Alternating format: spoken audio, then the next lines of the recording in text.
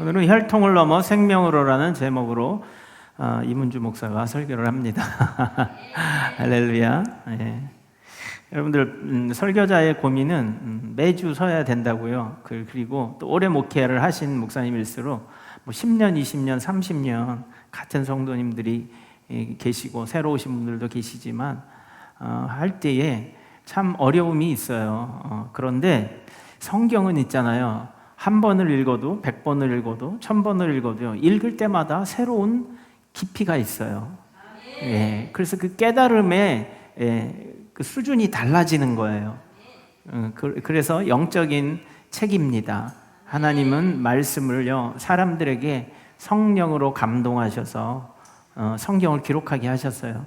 그래서 그것을 우리가 어렸을 때에는 신앙적으로 처음 읽을 때의 그 놀라운 은혜가 있고, 또 세월이 가고 우리의 영적 깊이가 깊어지고 성장할수록 읽을 때마다 또 달라지는 게 있어요. 그거는 제가 처음 나간 게 중학교 3학년 때부터 교회를 다녔으니까 꽤 오래됐죠. 그런 상황에서 보면 읽으면 읽을수록, 씹으면 씹을수록 그 말씀은 더 맛있고 더 나에게 힘이 되고 하는 것을 느낍니다. 그래서 우리의 육신은 날로 후패해져 간다고 그러잖아요. 나이가 들면 연약해지고 어려지고 이렇게 하지만 우리의 영은 날로 어떻게 했다고 그랬어요? 새롭다고 했어요. 그래서 우리의 영은요 계속 이 땅에서 우리가 죽을 때까지, 하나님 앞에 갈 때까지, 그때까지 성장할 수 있는 거예요. 우리 육신은 이렇게 올라왔다 내려가요. 끝이 있어요. 근데 우리의 영은 끝없이 하나님을 향해서 자라날 수 있는 거예요. 그러니까 여러분들 소망을 가지시기 바랍니다. 제가 안타까운 게 우리 요즘에 모든 교회가 다 그렇지만 고령화 사회로 되면서 교회도 고령화 사회가 돼요. 그러면서 나이가 들어가니까 우리가 몸이 연약해지잖아요. 그렇죠? 점점 지금 몸이 아프셔서 많이 못 나오시는 분들이 계셔요. 그런 것들을 보면 너무 안타까워요. 그렇지만 우리 육신에는 소망이 없잖아요. 그런데 하나님을 믿으면 날로 새로우니까 소망이 있는 거예요. 그래서 예수님은요 우리에게 혈통을 주셨는데 하나님의 혈통으로 갈아타라고 말씀하시는 거예요. 이제 우리 육신의 장막이 벗을 때가 되면 우리가 의지해야 될 때가 있잖아요. 우리가 육신을 의지하고 살았어요. 그런데 이제 하나님을 의지하고, 이제 육신을 의지하지 말고 이 육신의 혈통을 의지하지 말고 하나님의 혈통으로 이제 거듭나라고 이야기하는 거예요. 그래서 여러분, 거듭나고 구원받는다라는 의미는요 우리가 육신의 혈통에서 영적인 혈통으로 갈아타는 거예요. 그래서 영적인 혈통은 뭐냐? 예수님의 피로 우리가 수혈받는 거예요. 씻음 받는 거예요. 구원 받는 거예요. 그래서 오늘 말씀은 이렇게 말씀하셔요. 12절에 이렇게 말씀하셔요. 시작. 영접하는 자 곧 그 이름을 믿는 자들에게는 하나님의 자녀가 되는 권세를 주셨으니. 아멘. 여러분, 하나님의 자녀가 되는 것은 무엇을 이야기합니까? 하나님의 혈통으로 다시 태어나는 거예요. 그래서 우리가 하나님의 자녀가 되는 권세는 바로 우리가 다시 하나님의 자녀로 거듭난다라는 것을 이야기해요. 구원받는다라는 것을 이야기해요. 그러니까 지금까지 우리에게 있었던 모든 고통, 슬픔, 저주, 그리고 모든 병과, 그리고 우리의 삶의 모든 실패, 근심과 걱정, 낙심과 포기, 그리고 내 안에 있는 모든 슬픔과 그리고 아픔들을 이제 다 내려놓고 여러분들 새로 태어나는 것을 이야기해요. 여러분, 이렇게 이야기합니다. 모든 고통과 슬픔, 아픔, 이런 죄악들을 다 떠날 수 있는 유일한 길은요 죽는 거예요. 무덤에 가면요 불평도 없고 고통도 없고요, 잠잠하고요, 그리고 아주 평안해요. 그런데 생명이 없잖아요. 그렇죠? 그러니까 우리의 죄악을 도말하면 단 한 가지 방법밖에 없어요. 우리의 고통을 끝내려면 단 한 가지 방법밖에 없어요. 하나님을 모를 때에는 그 끝내는 방법은 죽으면 돼요. 그럼 싹 사라집니다.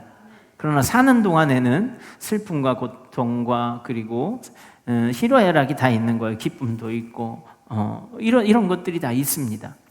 그렇기 때문에 우리가 육신으로 살 때에는 이것을 다 떠날 수가 없어요. 그러면 우리가 무슨 방법이 있냐 하면 다시 태어나는 거예요. 할렐루야. 네, 요한복음 3장 3절에서 7절을 보면 예수님이 니고데모라는 유대인의 지도자와 대화를 하는 장면이 나와요. 거기에 보면요, 예수님의 구원과 우리들의 처지와 그리고 하나님의 우리를 구원하시고 영생을 주시려고 하고 거듭난다는 의미가 무엇인지요, 아주 명확하게 나와 있어요. 그러니까 우리가 예수를 믿는다는 것은요, 도덕적이고 윤리적인 게 아니에요.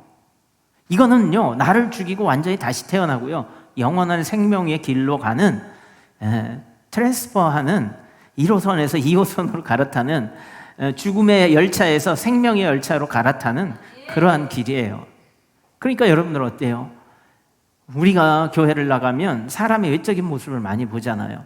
도덕적이고 저 사람 정직한가, 그리고 어떤가, 이런 거 막 보잖아요. 세상에 살면 어떻습니까? 저 사람이 어떤가 하면 어떤 혈통에서 태어났는가, 저 사람이 어떠한 직위를 가지고 있는가, 얼마나 많이 배웠는가, 또 얼마나 많이 가지고 있는가, 우리 이런 데에 관심이 있잖아요. 그런데 하나님은 그런 데 관심이 없어요. 그리고 우리의 영에 관심이 있단 말이에요. 여러분들, 존재냐 소유냐 하는 거예요. 우리가 얼마나 소유했다고 우리가 얼마나 존귀해지겠어요?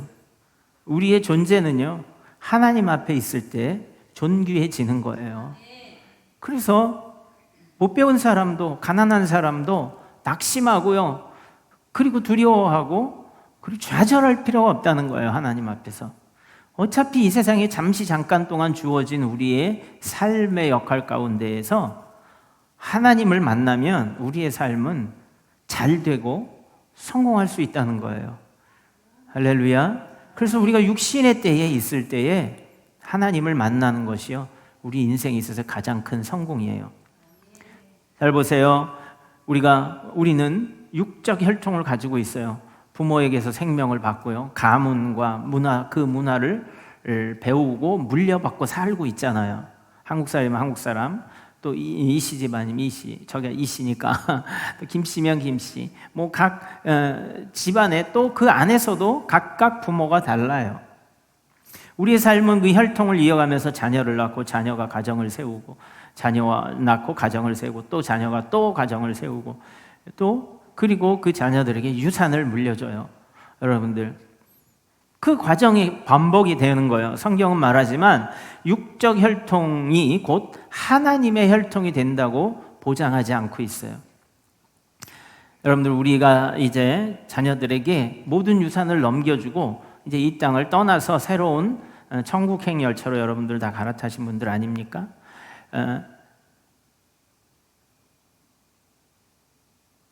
이 땅에서 우리가 물려줄 유산이 뭔가라고 생각을 한번 해보는 거예요.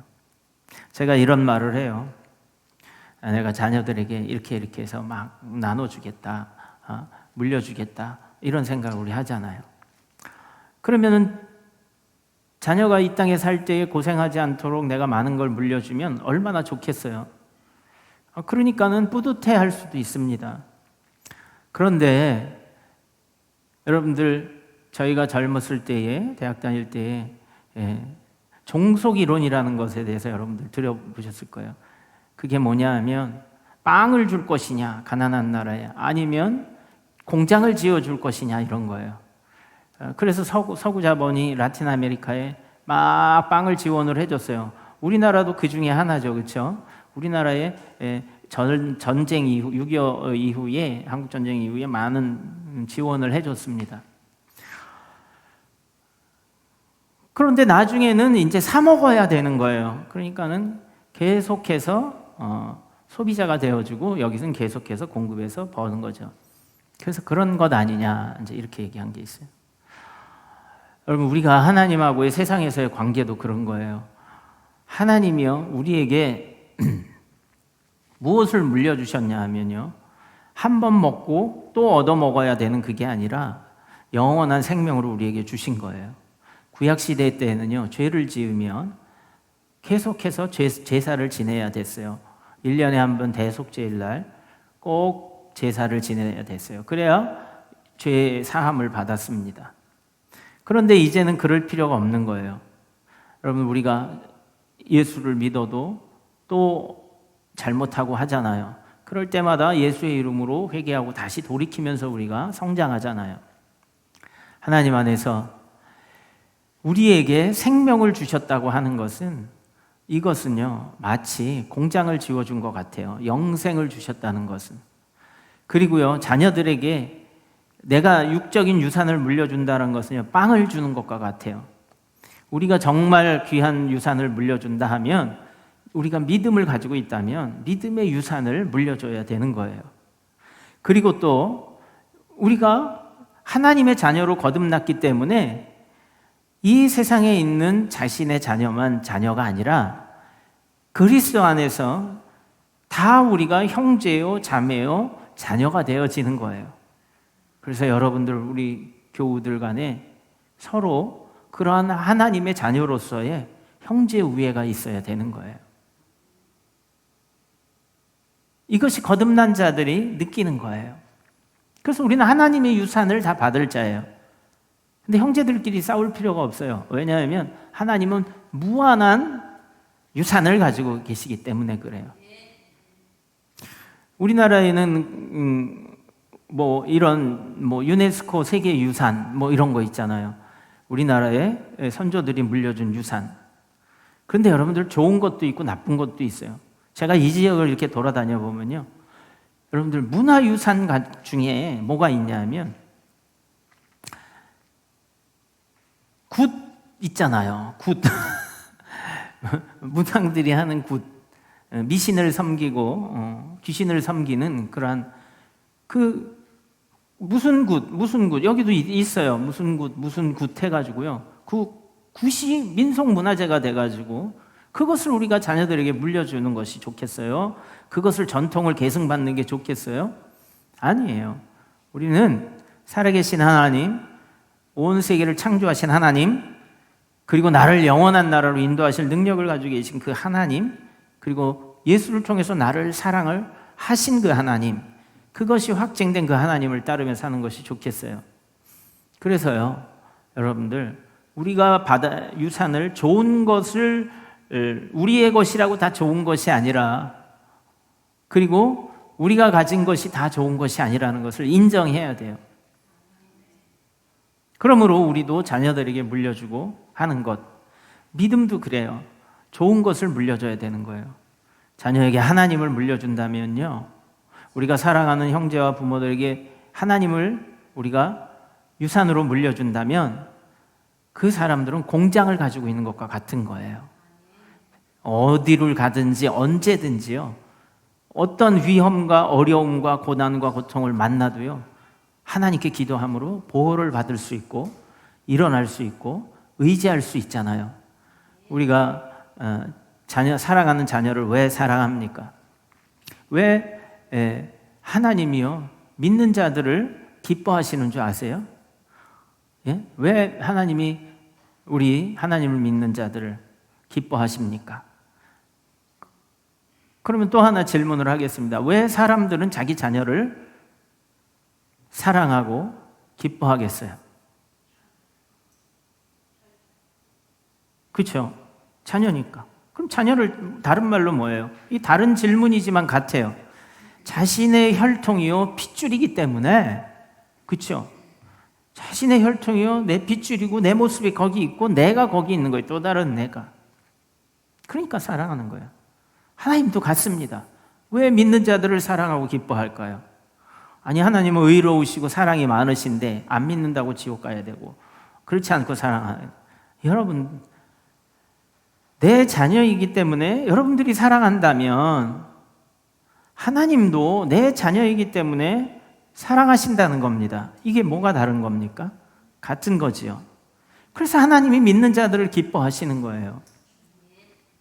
품을 떠난 자식이 세상에서도요, 내가 좌지우지할 수가 없어요. 사춘기만 돼도요, 내 자식도 내가 마음대로 못한다고 하잖아요. 그렇죠?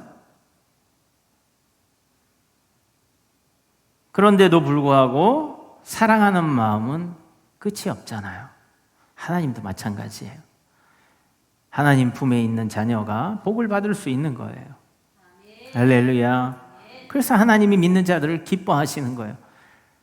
여러분들, 혈통은 우리 시작이지만 로마서 9장 8절에서 바울이 이렇게 얘기하고 있어요. 육신의 자녀가 하나님의 자녀가 아니요 오직 약속의 자녀가 씨로 여김을 받음이니라. 아멘. 약속에 있어야 돼요. 내가 믿음이 있다고 육신의 자녀가 믿음의 유전이 되지 않습니다. 내 믿음은 내 믿음으로 거듭나게 되면, 태어나게 되면 하나님의 자녀가 되는 거예요. 영적 혈통을 여러분 가지시기 바랍니다. 그러면 거듭나야 되는 거예요. 영적 혈통으로.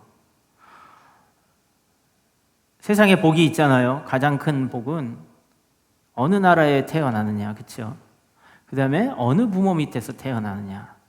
이게 굉장히 내 인생의 운명을 결정을 할 수 있습니다. 그렇지만 그것은 육적인 혈통이에요. 그렇죠? 여러분들 대한민국에 태어난 걸 감사하시기 바랍니다. 잘 살잖아요. 그리고 우리가 이렇게 마음껏 예배를 드릴 수 있잖아요.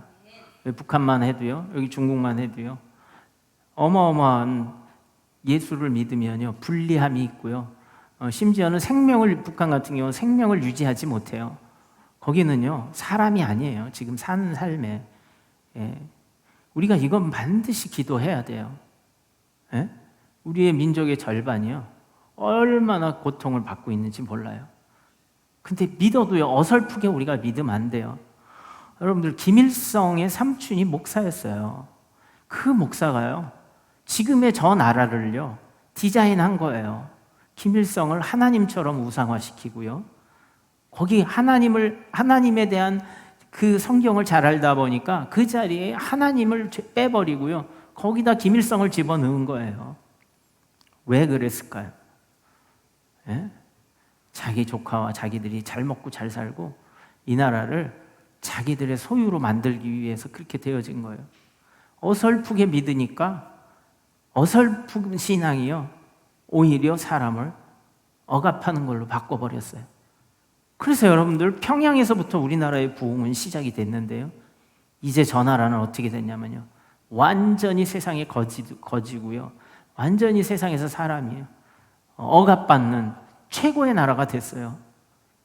저주 중에 저런 나라가 없어요. 저런 나라에서 태어나는 게.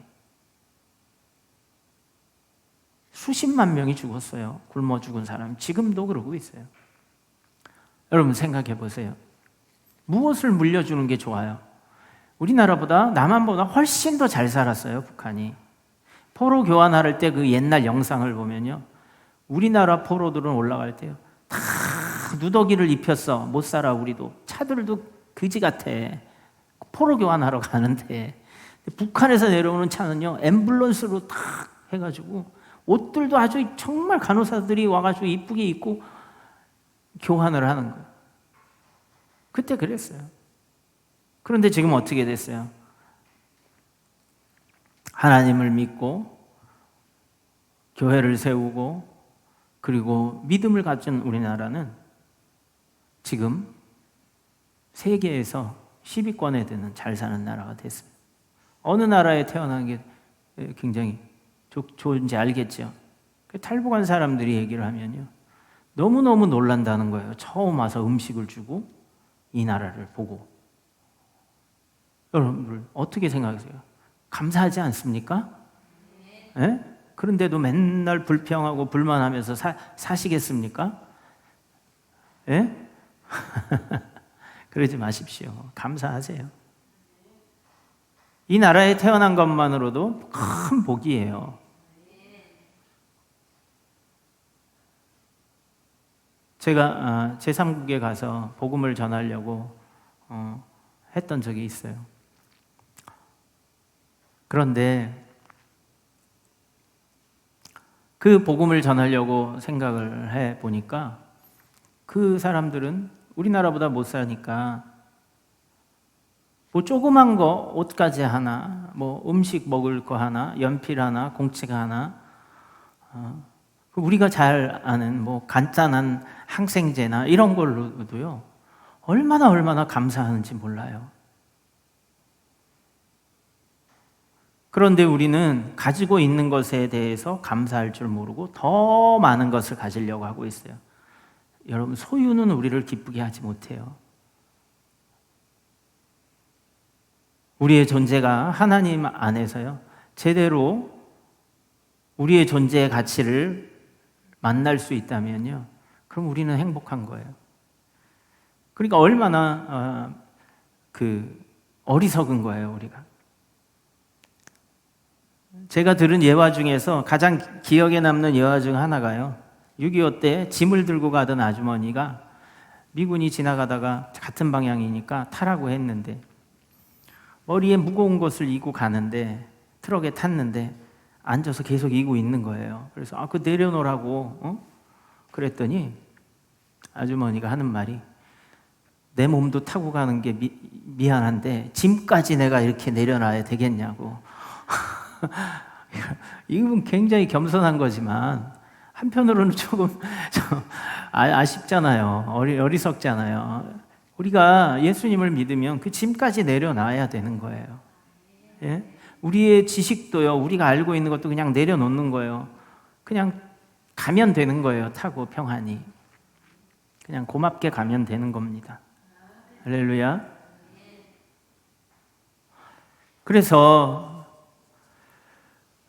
우리가 제3세계의 복음을 전할 때에, 저개발국가나 이런 데 전할 때에 여러분들 그 조그만 물품 하나라도 기뻐하는데, 사실 그거는 초코파이 한 번 주면 그냥 먹고 끝나잖아요. 그러나 기쁨이 있잖아요. 그런데 그걸로 끝나는 게 아니라 여러분, 그들에게 뭐를 줘야 되겠어요? 빵 하나를 주는 게 아니라 빵 공장을 줘야 되잖아요. 여러분들 그 돈이 없잖아요, 우리는. 그렇죠? 그래서 주님이 이렇게 말씀하셨잖아요. 내 피와 살을 받아 먹으라. 나는, 내 몸은, 내 살은 떡이요, 빵이라는 거예요. 그렇죠? 떡이요. 내 피는 신령한 음료라고 말씀하신 거예요. 그러니까는 예수를 심어주면 그 안에서요, 영원한 생명의 떡이 나오는 거예요. 어떤 분이 우리나라의 경제를 걱정하면서 이야기할 때 뭐라고 얘기하냐면, 우리나라의 그 모든 사람에게 돈은 피와 같은 것입니다, 이렇게 얘기를 해요. 그러니 이 나라가 모든 사람들이 돈을 잘 벌게끔 경제를 잘 다스려야 합니다, 이렇게 얘기를 하더라고요. 여러분들, 저는 그 말에 공감을 크게 했어요. 뭐냐면 돈은 피와 같다. 여러분들, 성경에서도요, 피는 생명이라고 이야기했어요. 그래서요, 피는 하나님께 돌리고 너희가 먹지 말아라, 이렇게 이야기합니다. 그리고 생명의 피를 존중히 여겨서 생명을 함부로 죽여서 피를 흘리게 하지 말아라, 이렇게 얘기합니다. 그래서 주님 앞에 예배 드릴 때는요, 짐승을 잡아서 그 피를 제단에 뿌리고 지성소에 뿌렸어요. 피를. 하나님의 거예요. 왜냐? 우리의 피를 대신해서, 우리의 생명을 대신해서 짐승의 피를 대신 그 생명을 바치는 거기 때문에 그랬어요. 그런데 여러분들 보세요. 우리 육신은 돈의 그 생명을 의지하고 있지만, 여러분, 돈이 우리를 행복하게 해주지 못해요. 왜냐하면 잠깐 동안 우리가 사는 동안에 의지할 거지, 육신이 의지할 거지, 처음에 얘기했을 때에 우리의 영적인 혈통을, 영원한 생명을 주지 못한다는 거예요. 그러니까 얼마나 우리 삶이 불안하겠어요, 거기에 의지하고 사는 삶이. 여러분들 걱정하지 마세요. 하나님이요, 이 땅에 여러분들 육신의 생명을 주셨을 때는요, 우리가 먹고 입고 자고 할 거 다 죽을 때까지 주실 겁니다. 다 그렇잖아요. 우리보다 못 살던 시대에 굶어 죽으신 분들보다 요즘에는 거의 그런 거 없잖아요. 그렇죠? 그런데도 우리는 뭐 하고 살아요? 걱정하고 근심하고 산다, 이거예요. 걱정하고 근심하고 살지 말란 말이에요. 그렇죠? 왜냐? 우리는 이제 그걸 걱정하고 사는 게 아니라 영적인 혈통으로 받아서 어떻게 하나님의 영적인 유산을 더 받을까? 이거를 걱정하는 거예요. 이거를 근심하는 거예요. 그러니까 이거는 즐거운 근심이고요. 이건 거룩한 근심이고요. 이거는 참으로 우리에게 영원히 복이 되는 거예요. 그러니까 이런 생각에 근심을 하게 되는 사람들은 오히려 삶이 풍성해진다는 거예요. 근데 세상의 것으로 걱정과 근심을 가지고 있으면 그 걱정과 근심은 뭐예요? 뼈까지 파고 들어가게 돼요. 뼈가 마르는 거예요. 여러분들, 하나님의 말씀은 신령해서요, 능력이 있어서요, 우리의 골수를 찔러 쪼개기까지 한다고 하셨어요. 우리의 영 가운데에 잘 되기를 원하십니까? 지난주에 했는데, 잘 되려면 우리의 영이 잘 되면요, 나머지는 조금 여러분 인내하면서 믿음을 가지고 가면요, 잘 되게 돼 있습니다. 제가 예수를 믿은 1대, 2대, 3대 그런 가정들을 보면요, 안정이 돼 있어요. 화려하게 잘 살지 않지만 그 가정을 가보면 안정돼 있어요. 평안이 이렇게 잠재되어 있어요. 내재되어 있어요. 우리가 뭐라고 이야기할 수 없는 그런 것이 있더라고요.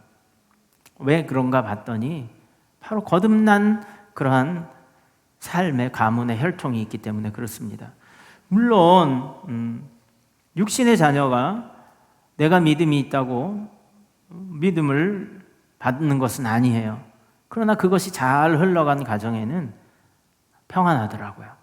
여러분들, 그것은 무엇 때문에 그러겠어요? 육신에 희망을 두지 않고 소망을 두지 않고 살기 때문에 그래요. 그건 당연히 하나님이 주시는 거예요. 우리에게 육신의 복은요, 하나님이 당연히 주시기로 되어 있는 거예요. 그렇죠? 안 믿는 사람도 먹여 살리는데 믿는 사람들은 하물며 하나님이 더 그러시겠어요? 그러니까 좀 벗어나서, 저도 그렇고 여러분도 그렇고, 우리가 이렇게 믿음 예배 가운데 나올 때에 그러한 것을 자꾸 상기시켜야 되는 거예요. 그리고 우리 믿음의 형제들 자매들 가운데서도요, 우리가 예수님의 떡을, 피와 살을 나누잖아요.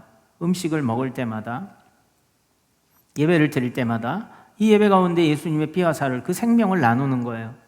그래서 그러한 말을 우리가 주고받을 때에 세상의 소리에 듣던 그 때묻었던 우리의 생각들이요, 다 씻어지게 되고 하나님의 자녀로서의 그런 유산을 점점 쌓아 나아가게 되는 겁니다. 예수님의 피로 우리의 혈통은 이어진 겁니다. 영적 혈통은요, 예수님의 피로 이어지는 거예요. 히브리서 9장 22절에 피 흘림이 없은즉 사함이 없느니라 했어요. 예수님이 피를 흘리셔서요, 그 피를 흘려서 우리에게 수혈해 주신 거예요. 여러분들, 예수님의 피로 새 생명, 그리고 우리는 영생, 그리고 하나님의 가족이 된 거예요. 거듭난 거예요. 그럼 여러분들, 거듭났으면 어떻게 살아야 되는가 하는 거예요. 하나님 앞에 나와서 우리가 매일 말씀을 집에 가서 묵상할 수 있어야 돼요. 말씀을 통해서 내가 하나님의 자녀구나, 하나님께 속한 자녀라구나, 이것을 늘 내 존재의 가치를 늘 확인하고 살아야 돼요. 세상에 나가면 우리가 외적인 걸로, 내가 소유한 걸로 인해서 과시하는 사람들이 많이 있잖아요. 그런데 여러분들, 100년 전에 사람들의 삶의 모습을 우리가 보면 좀 우리가 볼 때 좀 실수를 하는 부분들 많이 있잖아요. 그들이 가지고 있는 지식, 그들이 가지고 있는 물질, 그들이 소유한 모든 것을 볼 때 그때는 대단하고 그때는 첨단이었지만 100년이 지금 지나고 보면 그렇지 않아요. 그렇죠? 그러면 우리가 가진 거 자랑할 거 없어요. 100년이 지난 후에는 그들이 우리를 어떻게 보겠어요? 그렇죠? 하나님이 보시기에는 어떻겠어요? 하나님을 자랑하시기 바랍니다. 그러려면 하나님을 사랑해야 돼요. 말씀에 가까이 하시기 바랍니다. 주일날 듣고 이 말씀 듣고 끝나는 게 아니라요, 영상도 한번 돌려보시고, 유튜브 보면 보시는 분 별로 없어요. 가서 여러분들 가서 한 번 더 보시고요, 그리고 그 말씀에 제가 이야기하잖아요. 오늘 있던 요한복음 1장 이야기했고 요한복음 3장 이야기했으면 적어도 1장에서 3장은 가서 쭉 읽어보면서 목사님 설명한 그 설교가 정말 성경에서 말하는 것과 일치하는가 한번 확인해 보는 거예요. 목사가 제대로 할 수 없을 수도 있잖아요. 여러분들, 그리고 직접 하나님을 만나는 거예요. 그래서 말씀을 통해서 우리의 존재, 여러분의 존재를 정말 그 정체성을 확고하게 가지시기를 바랍니다. 그리고 여러분들 자녀와 손주들, 아들, 딸들에게 여러분들 재산을 물려주고 또 좋은 학벌을 주고 좋은 직장을 갈 수 있도록 그런 유산을 물려줬다고 해서 여러분들 너무 만족하지 마세요. 그것만 물려주는 것이요, 그들을 지켜주지 못해요. 육적인 유산뿐 아니라 믿음의 유산을 여러분들 넘겨주기 위해서 여러분들 애쓰시기 바랍니다. 기도해야 돼요.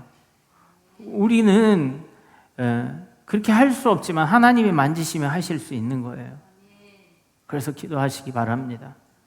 그리고요, 교회에도요, 새로운 영혼들, 처음 믿는 영혼들이 오면요, 이 믿음을 전수해 주기 위해서, 왜냐하면 우리 육적인 자녀 아니겠어요? 나이를 떠나서, 나이의 많고 적음을 떠나서요, 나이가 많으셔도 처음 오면 어린아이와 같은 신앙이에요. 그러니까 우리가 좋은 믿음을 가져서, 내가 좋은 믿음을 가져야 좋은 믿음을 전수할 수 있지 않겠어요? 내가 하나님을 사랑하는 만큼밖에 전할 수가 없는 거 아니에요.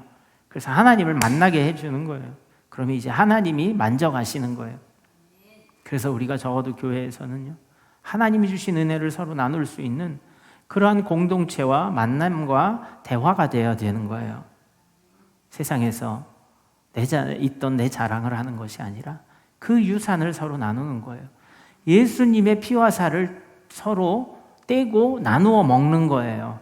그래서 우리에게 성찬 예식을 주신 거예요. 예수님이 그래서 성찬 예식을 주신 거예요. 너희들이 함께 먹을 때는 내 피와 살을 서로 나눠 먹으라는 거예요. 공동체는요, 교회는 영적 혈통으로 맺어진 그러한 가족이에요. 그래서 우리가 얘기할 때 우리는 요즘에는 직분을 이야기하지만 원래는요, 형제 이렇게 얘기해요. 자매 이렇게 얘기해요. 누구는 이렇게 얘기하더라고요. 이 가족인데 형제요 자매요 이렇게 어떻게 얘기를 하냐고.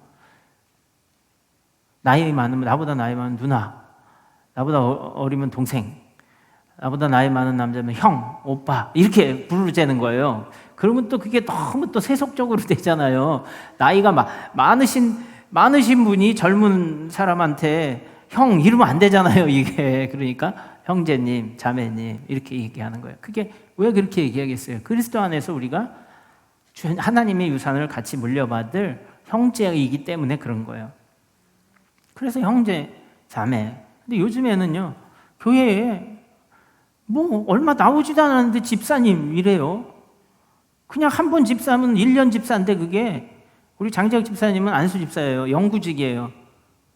저건 벗을 수가 없어. 한 번 받으면 5년을 무흠하게 서리 집사로 그 직무를 수행했다고 인정될 때 교인들의 동의를 통해서 그리고 안수를 주는 거예요.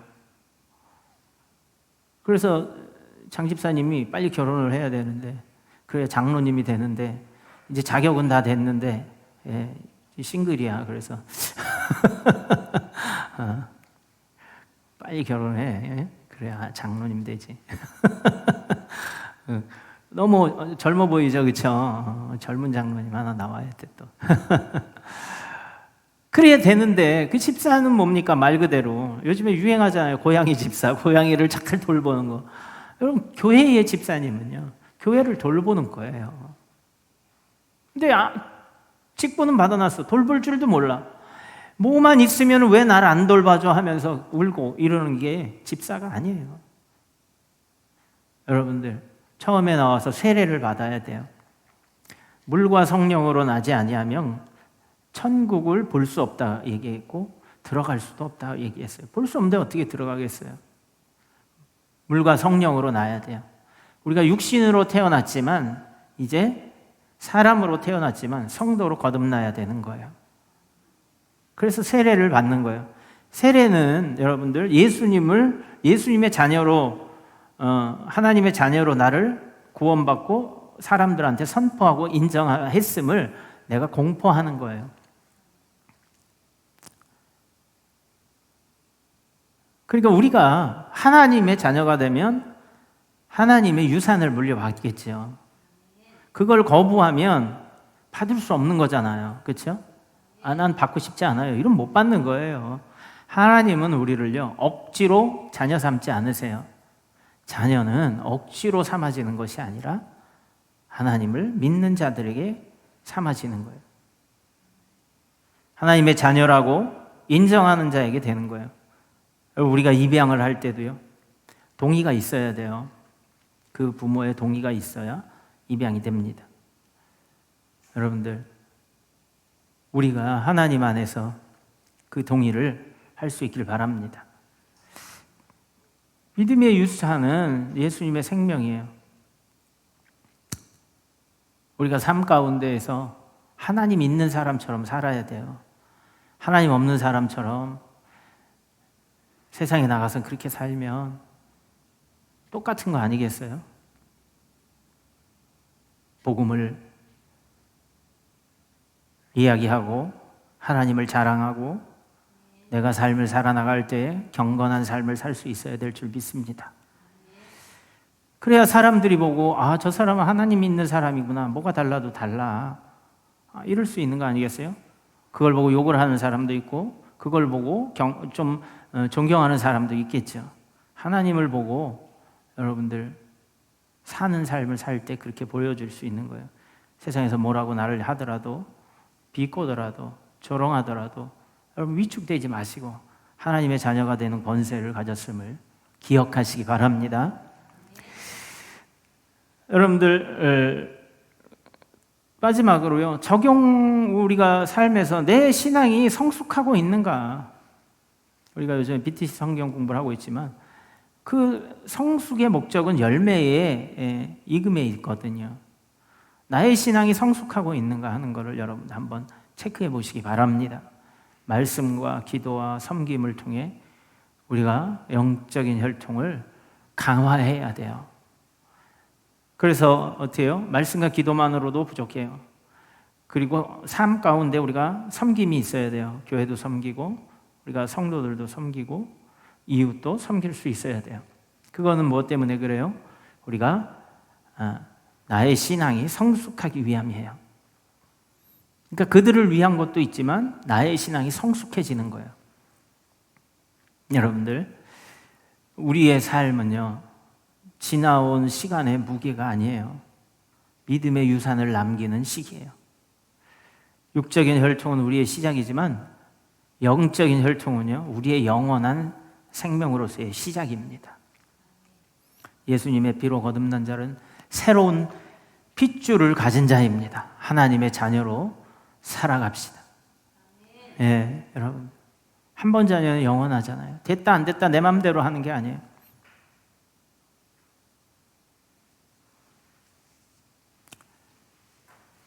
왜 사람들이 자신의 자녀들을 사랑합니까? 하나님이 왜 믿는 자들을 사랑하시겠습니까? 하나님의 사랑 안에 거하셔서 하나님의 우리가 알지 못하는 크고 비밀한 유산을 많이 받으실 수 있을 겁니다. 그 믿음 안에 거하십시오. 하나님을 신뢰하십시오. 여러분들 하나님을 신뢰하시면요 하나님이요 여러분들 삶을요 놀랍게 바꿔주실 겁니다. 근데 여러분들 잠깐 이러지 말고 거듭난 자는요 한 번 생명이 주어졌기 때문에 끝까지 가는 거예요. 여러분들 믿음이 손바닥 뒤집도 이렇게 뒤집어지지 마시고 한 번 시작했으면 하나님을 끝까지 신뢰하셔서요 하나님의 사랑을 듬뿍 받으시고 하나님이 주시는 복이 얼마나 큰지 많이 나누실 수 있기를 예수님의 이름으로 축원드립니다.